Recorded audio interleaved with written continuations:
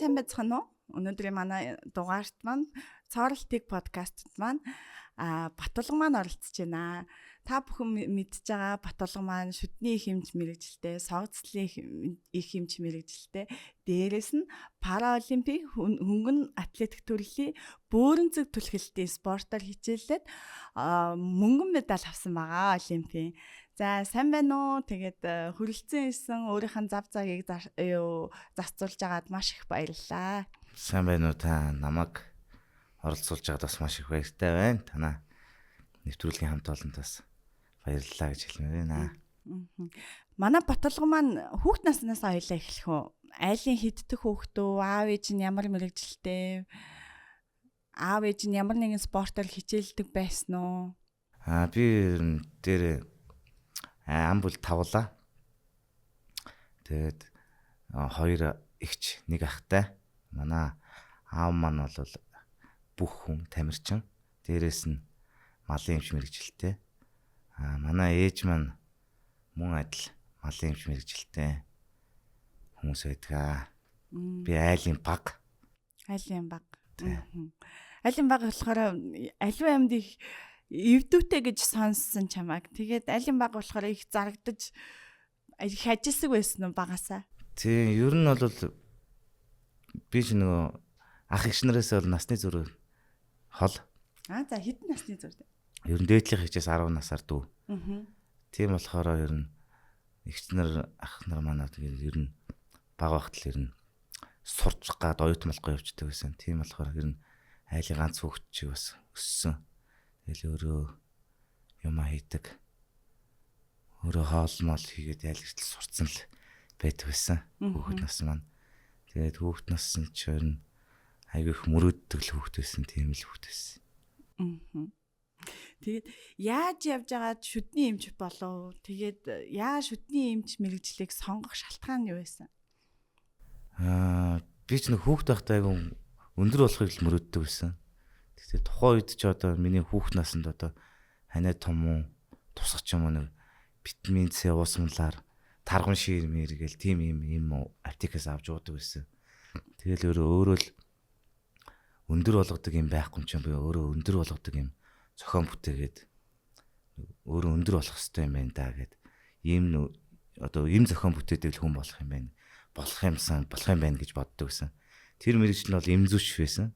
Тэгээд эмзүүчээр сурна гэл тэгж бодолтой байж байгаад ахлах ангид ороод одоо эм уугаад өндөр болдгоо юм байна гэдгийг мэдэрсэн л дээ. Тэгэл одоо их мөнгөтэй л болоод гадаад улсад очиж одоо хагалгаанд орж өндөр болох юм байна гэж боддог байсан. Тэгээд их мөнгөтэй болохын тулд ямар мэрэгжил эзэмших вэ гэж их боддог байсан. Тэгээ нэг өдөр биологийн багш мөнх зуулагч маань хичээл орж байгаад тэгжсэн. Энэ тухны нэг жоохон хүртлээс татаад ороход л айгүй их мөнгө олд юм байна штэ гэд тэгж хэлжсэн. Тэр нь надад айгүй тусч байсан л та. Ямар мэрэгжил юм бэ багшаа гэд асуусан. Тэгсэн нүүр ам судлалын эмч хэл тэгжсэн. Тэгэл тэр өдрөөс хойш нүүр ам судлалын эмч болох юм байна. Тэгэл өөрийгөө нүүр ам судлалын эмч болно гэж бэлж хэлсэн. Тэгэл шүдний эмч болсон. Тэгээд мэрэгжлээ бол одоо яг мөнгөөр хардггүй. Гэтэ энэ мэрэгжлийнхаа одоо эмч хүний бусдаас авж байгаа, үйлчлүүлэгчээс авж байгаа одоо маш гоё энерги нь маш их таалагддаг одоо мөнгөөр бол хардггүй шүү. Зөв. Тэгэд яаж явж байгаад одоо шүдний эмч мэрэгжлэр дангаар нь сурахад хэцүү байдаг. Тэгтээ чи нэмээд бас өөрөө спортоор хичээллэх одоо тэр сэдлийг тэр учрал бас хаанаас эхэлв? Ер нь бол би багын л тийм спортод дуртай хөгж байсан. Бүр багаас харин тэгээд чи бүр теннис тоглодог, тэгээд дээрэс нь сакс тоглодог. Тэгээ найзууд ч юм айгүй олон юм тоглодог. Гэхдээ тэрэндээ маш шавьяастай гэж ч хүн болгон хэлээд байгаа байхгүй бүр. Тийм. Ер нь тэгэл баг багтаа ер нь тэгтээ бас жоохон шартаа хөгж байсан. Тийм. Сакс тоглохоор нөгөө нуруу намдаал бөмбөг олддгоо. Тэгэхээр л ер нь нулимс цэлгэнэл ер нь шартаа хөгтөөд байсан. Тэгэл ер нь ширээний теннис найз нөхдөйгөл дагаал юусэн. Манай найз тухайн үед хүүхд насны ч юусэн ширээний теннис, бильярд, сакс, волейбол гэл тоглолтгүй спорт байна. Тийм спортуудаар бүгднгээр нь тоглож өссөн.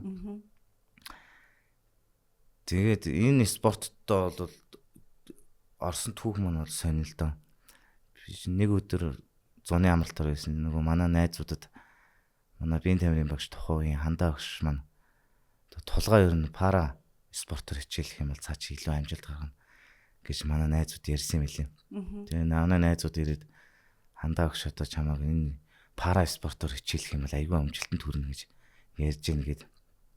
Тэгээд тэр спортоор тэгвэл хичээлээ л да гэл. Тэгээд хин дандхаа мэдэхгүй. Ерөөсөө тэгэл манай найзууд ч ерөөсөө тэг гол мол дөрч ерөөсөө паралимпийн авраг гэл би ч нөө Батулга гээл зарлал би ч авраг болсон юм шиг гар мараа ингээл. Тэгж айгу манай найзууд айгу тэгж бэлгшээж ирсэн тэр хойд. Тэгээд зуны амралч дуусаад хичээл орсон. Тэгээд ер нь 12 сарын 1-нд одоо манай анги хүүхдүүд Батулдын маань төрсөдөр болдог. Тэгээд 2 3 найзтайгаа дөрүүлээ төрсөдөд очих гээд. Төмөө шүн спортын төв ордны ордуур алхаж явж байгаад одоо спортын одоо пара хөнгө атлетикийн холбооны ерөнхийлөгч Батөрж багш одоо талигаач төмөр багш хоёртой тухайд одоо бодж явсан хүсэл маань биелээ тэр хоёр хүнтэйгээ таарад энэ гудамжинд харц юм. Тий, гудамжинд спортын төв ордны л уртлын хүн явдаг замаар явж байгаа л тэгэл таарал тэгэл тэр өдрөөс хойш энэ спорт руу орсон. Тэгэл миний нөгөө яаж хичээлэх вэ? Яаж хинт хандах вэ мэдэхгүй байсан юм маань яг бодож явсан хүнтэйгээ яг таарсан. Тэгэл би энэ спорт руу орсон. Бас сонирхолтой юм тий. Шууд ингээл бодчихсэн хүн маань ингээл гудамжинд хараад тэгэл чамд шууд өөрөө санал олгоод бас ингээд спортоор хичээлэх одоо үе талах чинь нэгдээд тий. Одоо тэгэнгүүт чинь чи чамайг 1-р курсээсээ насын бүр 1-р курсээсээ одоо энэ бөөрөнцөг түлхэлтийн спортоор хичээлсэн гэж би ойлгосон. Тэгэхээр одоо яг спорт хичээл хоёроо яаж ингэж хослуулж аль алийг ингээ алдчихгүй шиг ингээд бас ингэж зохицуулж яа маш их хичээл зүтгэл гаргаж иж баг одоо нэг найз нөхдөдтэйгээ уулзах өөртөө цаг зарцуулах заваа нэлээд таньжиж бас цаг гаргасан баг тий. Ер нь бол тий. Тэгээд манай ангаахын хичээл бас нэлээд унших юм ихтэй хүнд хичээлүүд ордог. 1-2 дугаар курстай бол юу хүнд хичээлүүд ордог. Тэрний хажуугаар бас спортоор хичээл нэгдэг бол бүр хүнд байсан л да. Тэгээд яаж зохицуулдаг байсан бэ гэвэл одоо манай бэлтгэл чинь нөгөө спортын төв ордонд өдрийн 3 цагт бэлтгэл ордог. Тэгээд манай хичээл бол бас тэр бэлтгэлийн цагтаа бол тавцдаг хичээлүүд их зөндөө өгдөг гэсэн. Тэгээд тэр болгоноос чөлөө аавна. Багш нар маань бас 1-2 чөлөө өгнө. Тэгээд 3 дугаас нь эхлээл ер нь загнаал эхэлдэг байсан л да. Намайг ч багш нар маань эмч болох гэдэг юм уу, тамирч болох гэдэг юм уу гэл маш их зэмлдэг, загнуулдаг л байсан. Тэгэл зарим нэг багш нар маань эднийг эмч болохгүй хүн явж байна гэл хэлдэг л байсан. Тэгээ би тэрэн дээр бол заавал бас эмч болноо. Харж байгаарай л гэж дотроо л одоо өөрийгөө хорцолж боддог байсан. Тэгэл аль алийг орхитуулахгүй тулд бэлтгэл тараад гэртээ хайхад бол оройн 8 цаг болсон мэт байсан. Тэгэл 8-аас 12 хүртэл унтаал 12-оос босч одоо маргаашийн орох хичээлүүдээ 4 хүртэл уншаал тэгэл хичээл рүү өглөө 7 цагт явдаг байсан. Тэгж ийм маршрутраар л явдаг байсан.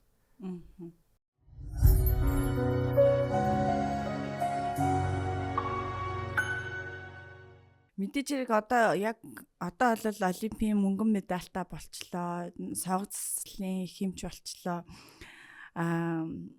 Гэхдээ яг энэ бүх амжилтын цаана нь бол маш их хөдөлмөр бас найз нөхдийн дэмжлэг тий арга гэрийн дэмжлэг бас байсан бах тий. Тэгэлгүй яхаа мэдээж бол альва спорт бол бүх юм дэмжлэгээр явж ижил амжилтанд хүрдэг. Тэгээ энэ хугацаанд одоо ингээл багын найзууд, ах нар, хоорон ах нар ч юм тий хүмүүс аяг их дэмждэг байсан, намайг ойлгодог байсан. Тэгээд учир зүггүй бүр сайн дэмжихгүй л тэгэл чадлынхаа яриад бид намайг л дэмждэг байсан. Тэгэл цаад зорилго нь болохоор бол маш том тэмцээнд явна. Дэлхийн аварга болно, олимпийн аварга болно л гэж боддог байсан. Анхнаасаа чи өөрийгөө бүр кодлж боддог байсан юм шүү. Ер нь бол зорилго маань ер нь тэгэл Тодорхой байсан. тамирчин хүмүүсийн гол зорилго угаасаа спортоор хичээлэхэрч угаасаа олимп хамгийн ойролд нь хүрэхин тулд олимпиад явж үзэх юмсаа л гэж боддог байсан. За олимпиад хоёлаа явсан. Бас хүн болгон олимпиад явахгүй шүү дээ, тэ. Тэр туршлага маш сонирхолтой юм шиг санагдаад байгаа байхгүй юу. За яг олимпиад оролцоод одоо чи Парислоо нисээд буугаад тэгээд яг тэнцэнээсээ хоёлаа эхлэв төхөө. Тэгэнгүүтээ яг буугаал одоо бэлтгэлээ хийгээл олимпиад оролцсон гэж бэлтгэлүүд хийж байгаа шүү дээ. Яг тэр тэмцээнд оролцох яг үндсэн тактик чи юу байсан? За мэдээж Парисын Франц ус бол 6 цагийн зөрүүтэй Монгол улсаас. Тий. Тэгээ эхний ээлжинд бол цагийн зөрүүг хонгоцсондоо гаргана. Гэдэг маршруттай. Тэнтгийн очоод унтахаарч тооцоолж хонгоцсондоо явсан. Тэгээд багш дээр бол би бол 2 багштай. Монгол улсын гавьяат дасгалж өгөгч Махаш Эри бах хөнгө атлетикийн багш Батбол багш гэсэн 2 багшийнхаа удирдлаганд ор хичээлдэг. Тэгээ мэдээж багш нарынхаа Монголд байхдаа л ер нь багш нартайгаа төлөвөө гаргаж очсон.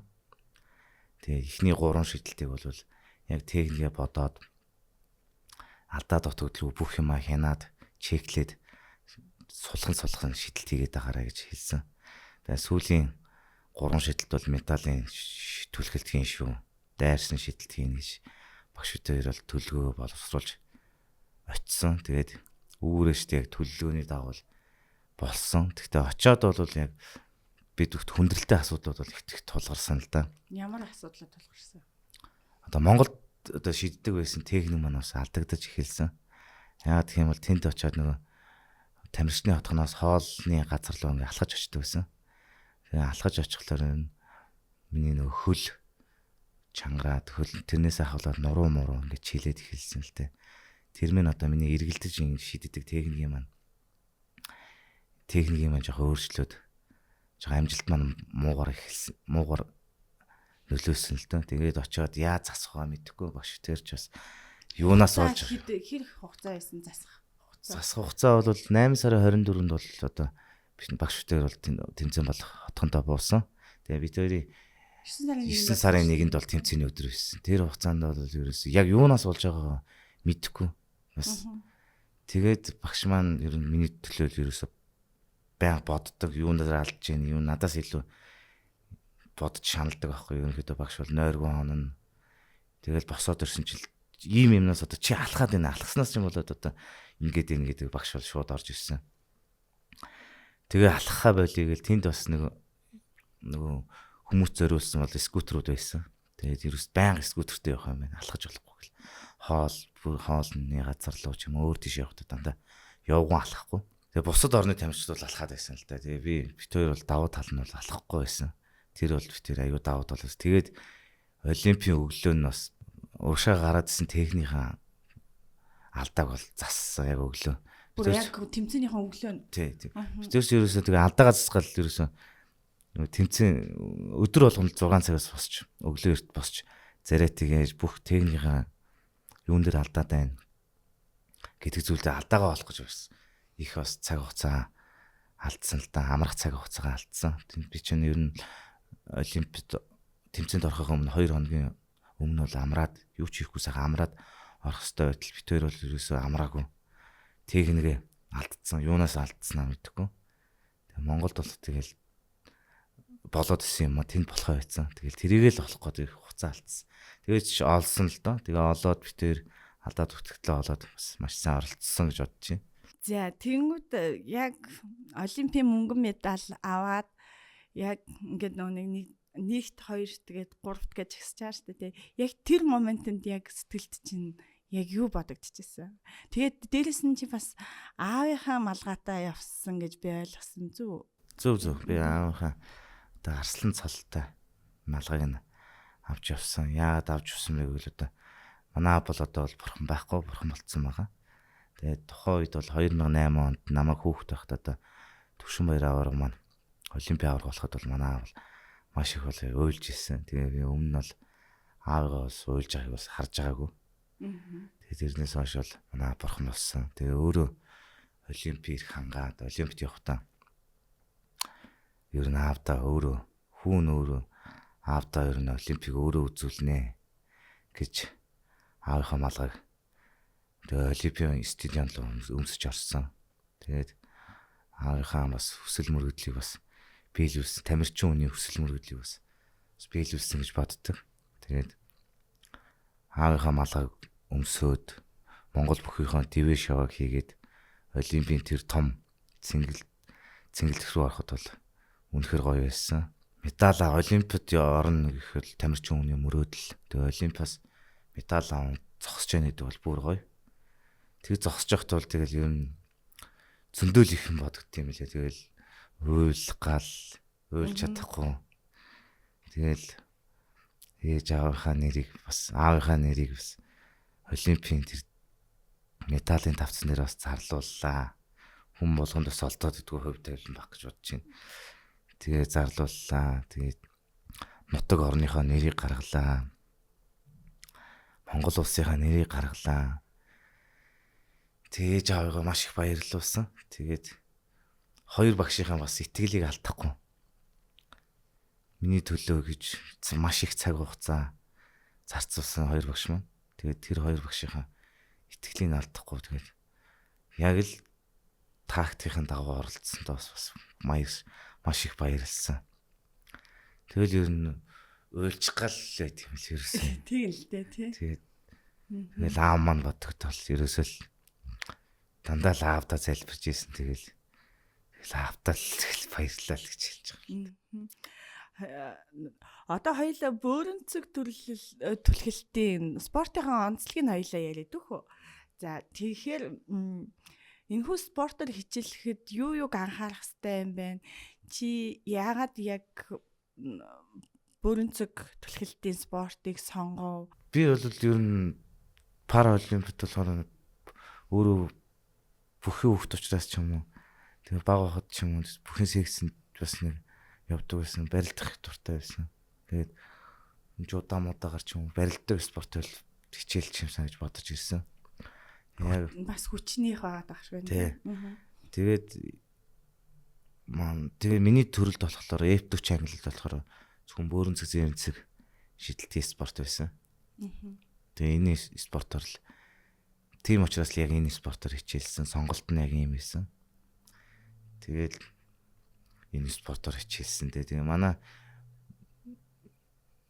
спортын онцлог нь юу вэ? Ерөөсөө маш их хурдтай, хүчтэй, тесрэлтэй, маш сайн техниктэй л байх хэвээр. Тэгээд бидний спортч бас хэцүү л дээ. Гадаа тийм төмөр шигддэг тий. Тэгээ Монголын уур амьсгалд бол бас цогцохгүй спорт. Бэлтгэлээ хийхэд тий хүндрэлтэй тий. Тийм заал танхим байхгүй. Өөрөөсөө л явж чадаа тэгээд болгож өөрөөсөө л тэр заал танхим олдог. Яг өвлийн хувьд бол тийм шидэлтийн спорт бол маш хүнд. Одоо мэдээж магадгүй тийм заал танхим байсан бол одоо мэдээж олон надаас өөр аврагууд эхлээд төрсэн ч байсан байх л гэж боддог шүү дээ. Тэгэхээр одоо танаа хоёр багш маш нөгөө нэг чиний төлөө таад маань яг баг болж айгүй ажиллаж чадсан юм шиг сонсогдоод байгаа байхгүй юу? Тэгэхээр хоёр багш маань одоо яг ямар учирлаар очив? За би бол анх бол энэ спортоор хичээлэхдээ л одоо Махашири гэдэг багш дээр шав орсон. Тэгээд хичээлж байгаад дунд нь орхитоод сургууль соёлоо төгсөөд орхитоод төр спортоос болсон л доо. Насыг төгсгөөд. Тий, насаа төгсгөөд. Ээж маань ч гэсэн бас ээжигээ байгаа дээр бас сургууль соёлоо төгсөөд өөрийн гэсэн мэрэгжилтэй болоод одоо сургууль соёл дээр анхаарах юм шүү гэд тэр зарчмаар болж одоо спортыг түр хайсан. Тэгээд сургууль соёлооч төгслөө. Тэгээд Булган аймгийн нэгдсэн эмнэлэгт шүтний хэмжээр ажилд ороод бас нэлээдгүй хугацаа 4-5 жил ажилласан. Тэгэхээр чинь тэнцэнээс болохоор хичээлэхгүй байх гэсэн үг байна шүү дээ тий. Хичээлэхгүйсэн. Тэгээд Батбол догш маань болохоор бас мөн адил Оросд сургууль төгссөн дасгалжуулагч мэргэжлэр.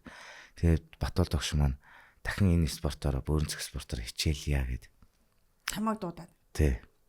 Тэгэл ер нь хичээлхийн бол хоёр багш хоёулаа байж бас хүчээ нэгтгэж бас энэ спорт амжилт гаргана гэж хоёр багш маань хоёулаа мэдүүлэл явсан л да.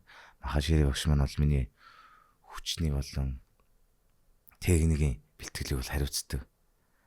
Болдоо багш маань бол одоо миний сэтгэл зүй ч юм уу те уян хатан жижиг булчингуудын дасгал өөр одоо миний гадуур дотор ажиллах амжуулах юу вэ? Миний бүх юмыг л одоо хийдэг байсан. Тэгээ хоёр багшийн тусламжтайгаар л одоо зэрэгт хүрсэн. Хоёр багштай бол маш их баярлдаг. Тэгээд би дуурын бас зорилгоч бас дахиад өөр том байгаа. Тэгээд тэрэндээ ч гэсэн одоо ч хүртэл бэлтгэл сургалтаа хийгээд явж байгаа. Гэхдээ энд бас их амжилтанд бас бэлтгэлээ яаж хийдэг вэ? Тэгэнгүүт амжилтын нууц гэж бас нэг байх хэрэгтэй хаа. Тэгэхээр тэрнээс талаар яриач төө. Амжилтын нууц нь бол маш их тууштай байсан. Тэгээд өөрийгөө их шахаж зоригжуулдаг байсан боллоо гэж боддог. Жишээ нь хэм бол одоо би бэлтгэлийн их тахимлуугаа орохдоо хүртэл одоо хувц солих өрөөнөөс л эхэлдэг миний ер нь өөрийгөө зоригжуулж хурцлж байгаа нь. Би ерөөс хувц солих өрөөний дугааруудаас зөвхөн би нэг номерын дугаарыг л хардаг. Би ер нь нэг талаар нь гэж бэлтгэлээ хийдэг байсан. Тэгээд заал руу орохлоор олон бас тамирчид бүхчүүд бас байдаг. Би олимпиад амжилт гаргахын тулд би энэ хүмүүсээс бүгднгээс нэг юмар илүү байх хэрэгтэй гэж бодож бэлтгэл сургалтаа хийдэг байсан. Тэрүүгээрч миний амжилт бас хүчний болон техник шидэлтийн амжилтууд бас илүү хурдлагдсан. Тэгээд бэлтгэлийнхаа дараа дандаа тэмдэглэл хөтэлдэг. Өнөөдөр юун дээр алдсан? Техник дээр юун дээр алдсан? Бүх алдаануудаа бичээд дахиад маргааш нь очихдоо энэ алдаануудаа засаж залруулж тэн дээр алдахгүй өдөр болгон засаал явдаг байсан.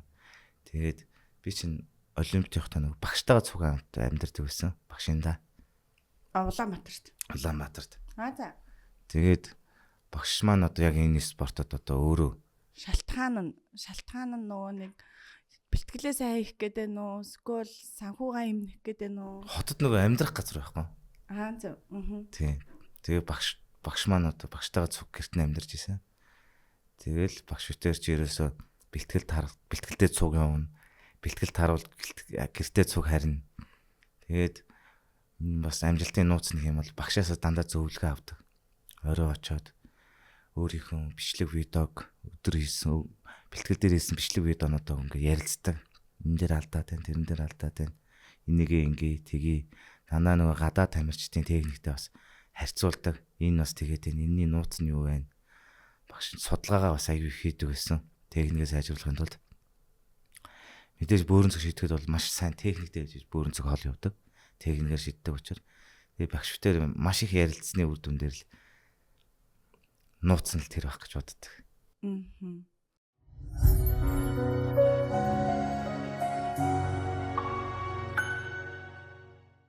Тэгэхээр чинь хоёул нийлж байгаад бас ингээд нэг техникийнхаа өөрснийхээ техникийг гаргаж авсан гэж үзэж шүү дээ. Тийм, ер нь бол надад зориулсан техник зохиож байгаа байхгүй ерөнхийдөө.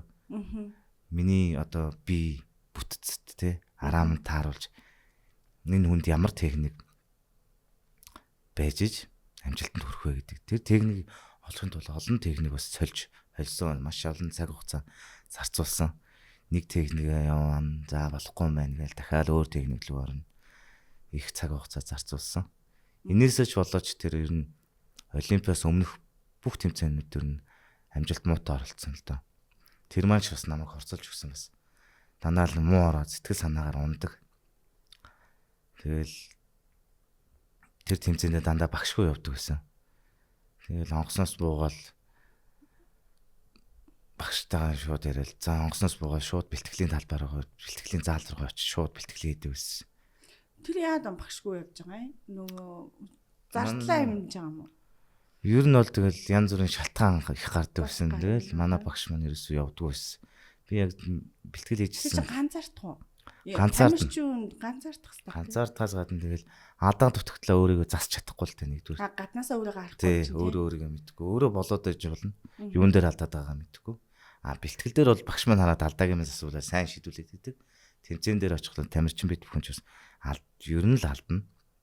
Багш үжижснараа л бид нарт алдаа дутагдaltaгүй амжилтад оролцож байгаа шүү дээ. Тэгэл ер нь багшгүй их авдаг гэсэн.